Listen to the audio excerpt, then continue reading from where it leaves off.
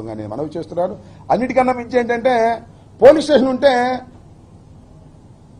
పార్టీలో వెళ్ళిపోతారండి, మాకు అప్పచెప్పమంటున్నారు. పోలీస్ స్టేషన్లో రావణుంటే మాకు అప్పచెప్పన్నారు, సంగతి తెలుస్తా ఉంటున్నారు.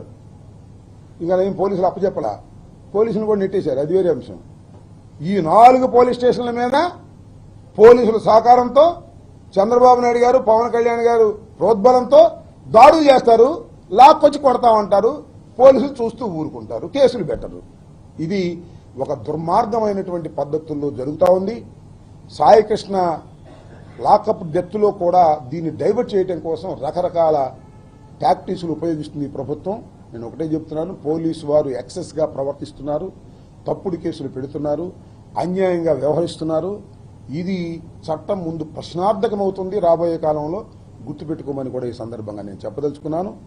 రావణకు కానీ లేదా కేవీఆర్ కానీ మరొక సోషల్ యాక్టివిస్ట్కి కానీ ఎవరికైనా సరే వైఎస్ఆర్ కాంగ్రెస్ పార్టీ తప్పనిసరిగా వారికి అండగా ఉంటుంది. కారణం ఒక్కటే, ఇల్లీగల్గా బిహేవ్ చేస్తుంది ఈ ప్రభుత్వం, పోలీసు యంత్రాంగం. కాబట్టి వారిని ప్రజాస్వామ్యంలో వారికి మద్దతు ఇవ్వటం, అవసరమైతే వారికి సహాయం చేయడానికి వైఎస్ఆర్ కాంగ్రెస్ పార్టీ సిద్ధంగా ఉందని కూడా ఈ సందర్భంగా చెప్పదలుచుకున్నాను. ఓకే,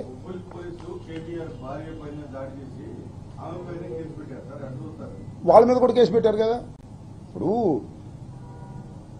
కేవీఆర్ భార్య మీద దాడి చేస్తారు, కేవీఆర్ భార్య మీదే కేసు పెడతారు.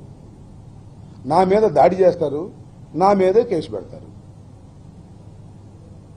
మీరు జగన్మోహన్ రెడ్డి గారు మనం చెప్పాడు, బాధితులే నిందితులు.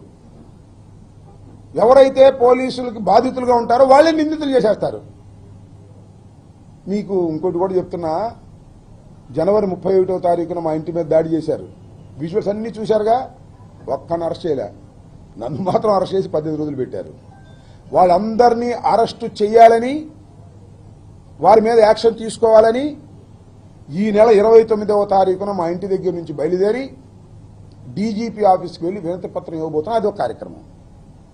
ఎవరినైతే కొడతారో, ఎవరినైతే బాధిస్తారో వాళ్ల మీదే కేసులు పెట్టి అణచాలని ప్రయత్నం చేసేటటువంటి దుర్మార్గమైనటువంటి పాలన జరుగుతూ ఉంది. ఈ పాలనని ప్రజలందరూ కూడా వ్యతిరేకించాలని నేను ఈ సందర్భంగా కోరుకుంటున్నాను.